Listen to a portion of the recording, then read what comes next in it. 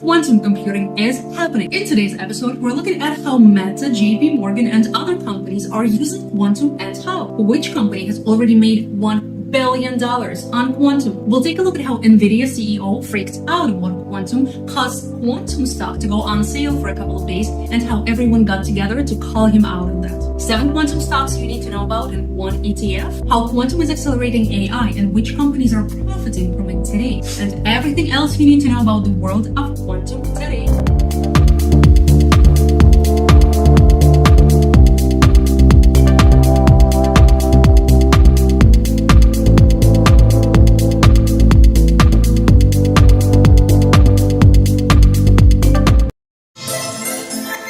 On January 5th, CEO of NVIDIA said that in his opinion, quantum is still 15 to 30 years away, which caused quantum stock to plummet and raised a lot of voices in the quantum community. See, while of course we love and respect Jensen for the brilliant man he is, in this particular case, it did sound like he was threatened by Google's announcement of their quantum willow chip, which they made around the same week. Also, some of the things he said kind of sounded like quoting very poorly done research by some junior analyst. Here's an example. At the Consumer Electronics Show and way too many podcast appearances, he says things like, quantum computing is still 15, 20, or even 30 years away. It turns out that not only quantum computer needs a classical computer to operate, but it also requires a very complicated cryogenic system, which makes it incredibly inconvenient. So see, technically he is correct. And it is something you would know if you research quantum for 30 minutes on the internet. But if you spend just 10 more minutes, you would know that this is only the case for one type of quantum computers, superconducting quantum computers. There are other types of quantum computers that do not require cryogenic systems like photonic computers, trapped ion, or neutral atoms. This is what superconducting computer looks like. This chandelier that you see is that cooling system that he's referring to in different cables. The computer itself is the tiny chip made from a material called niobium. So the quantum chip that Google announced is this one. It's superconducting. It's the one that does require a complicated cryogenic system.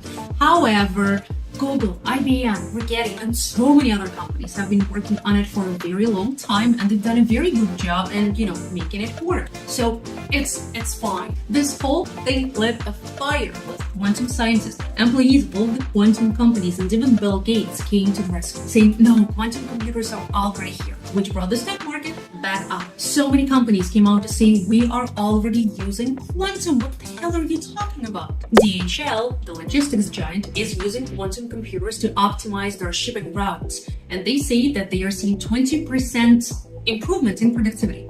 See, you would think that a company like DHL already has their shipping routes figured out, but it seems like they do need to use quantum computers. They are seeing results. 20% is a huge number. Volkswagen has developed a quantum-based system to ease congestion in cities. It is basically a traffic light management system, which is fascinating because I have worked on projects like this in the past 5-6 years ago.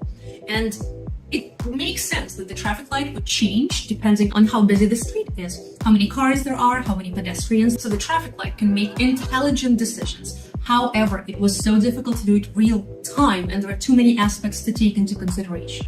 So Volkswagen used quantum computers to process more data faster, and it seems like they are succeeding. Amazon is using quantum-powered systems to manage their warehouses. Deloitte uses quantum systems for fraud detection. JP Morgan is using quantum machine learning for risk management. BMW is using quantum for optimizing manufacturing. Google's quantum AI team is working in oncology. They're working on cancer treatments, modeling proteins, something cancer-related that will help us cure cancer using quantum computers. Alan Barrett, the CEO of a Canadian quantum company called D-Wave Systems, wrote an open letter to Wall Street Journal to address Jensen's fiasco. He's saying, big tech leaders have demonstrated that they don't fully understand the nuances of quantum computing. They speculate about its potential hitting in 15, 20, or even 30 years. But what they fail to mention is that quantum computing technology is delivering tangible value today. Is the value of quantum computing 15 years out? No, it isn't. It's happening right now. He continues, we are the only quantum computing company with 5,000 plus qubit system solving customer problems today. Which takes us to our next point, quantum stocks you need to know about. D-Wave Systems is in fact the only company that is allowed to make quantum annealers. I will make a separate video about what quantum annealing is and why is it important and why is it better, but D-Wave Systems owns all of the patents on quantum annealing. No one else can do quantum annealing, it's just them. Which once again proves the point that when we develop new technologies, it's not just about the science, it's not just about development, it's also about protecting your business. So D-Wave is a fantastic stock to buy today and hold for the next 10 years, because not only they will benefit from being the only provider on the market, down the road they may start licensing their patents. It is a unique technology and they own it. IonQ is a fantastic company, and this year they have been recognized by Forbes as the most successful mid-cap company, up 300% this year. Rigetti is an interesting company, so it is named after its founder, Chad Rigetti. Such an interesting decision to make.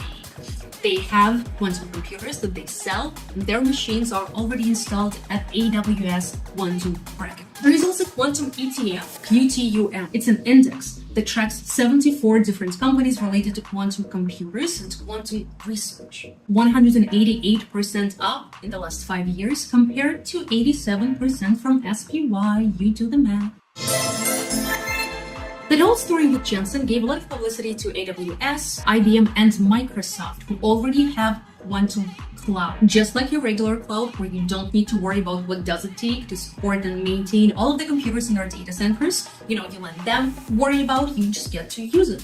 So do those data centers get hot? Of course they do. Is it your problem? No, it is not. That's what you pay them for. I'm going to teach you quantum physics. Quantum entanglement explained with socks. When you have two socks, they are entangled in a pair, just like qubits. One qubit is pretty much as useless as one sock is. There isn't much you can do with just one sock. So you have a pair of socks, but you don't know which one is which. And check this out. When you take one sock out of a pair and you put it on your left foot, the other sock automatically, right in that moment, as if by magic, becomes your right sock. It's the same exact thing with qubits. When you have a pair of entangled qubits, you measure one of them and you know what the other one is. Chinese ChatGPT clone DeepSeek came out of nowhere on January 27th, crashed the stock market. Quantum stocks were down 7%, then 2 days later disappeared and was forgotten forever. Let's be honest, some chatbot made by some startup, of which there are hundreds of already, doesn't really affect anything, does it? Why was Apple down 12%? Why was Bank of America down 17%? The only thing we have learned from this shit adventure is how easy it is for Chinese media to manipulate the stock market. Many people saw this as a threat, but not a threat of the Chinese chatbot to modern technology landscape, but a threat of, look how easy it is for us to take all of your money whenever we feel like it, because it seems like this was the message. Users started asking DeepSeek to show them pictures of the Tiananmen Square and ask all of the questions frowned upon by Chinese government, which kind of reminded me about the time when during the pandemic, New York City opened a text hotline so you can snitch on your friends and neighbors who are not wearing their mask. They had to shut down the hotline 1 week later when it was flooded with dick pics and Hitler memes. IBM has officially made $1 billion in quantum sales. IBM is an established leader in quantum computing. Quietly but surely, they're progressing on the market. They're getting clients. They have quantum cloud. They have their own quantum programming language called Qiskit, and they are set to make another. They promise to build the largest quantum computer in 2025. Largest, most powerful quantum chip has 1,100 qubits. So they promise to connect 3 different chips into one to make triple the threat, triple the power, triple the outcome. Which is very interesting because we know that IonQ owns a lot of patents on quantum computer connectivity. They own a lot of patents on how quantum computers can connect to each other and how do you connect chips. So, also 1,100 qubits times 3 is 3,300. If you can please check my math in the comments. While we just heard that D-Wave said that their computer has 5,000 qubits. I have a feeling that for a few more years, this whole qubit situation is going to resemble a megapixel situation that we had with digital cameras. Whoever has more. Either way, the industry is calling this IBM's project an ambitious one. Everyone is very excited, and so am I to see the results that they will bring us. crypto threat. Quantum can wipe out your crypto one day. Just a reminder that crypto is a scam and everyone involved is a scammer. What's happening today is hackers are back. We're back in the dark ages of hacking. Remember, hackers, quantum hackers, might already be stealing your data to decrypt it later in the approach called steal now, decrypt later. It's the official name. It's kind of like stealing your safe, even though I don't know the password, the PIN code to your safe. But let me go ahead and take it while I can, and then I'll deal with the rest of it later. This is what is happening with a lot of your data, not just crypto. A lot of your data that has been stolen. Remember all of the security breach that we had in the past, and you got an email saying it's all good, we solved it, it happened, but it's all good now. So maybe it isn't. Quantum cryptography is already being called the hottest startup opportunity of the next couple of years. Just like every single business needs regular cybersecurity, every single business is going to need quantum security.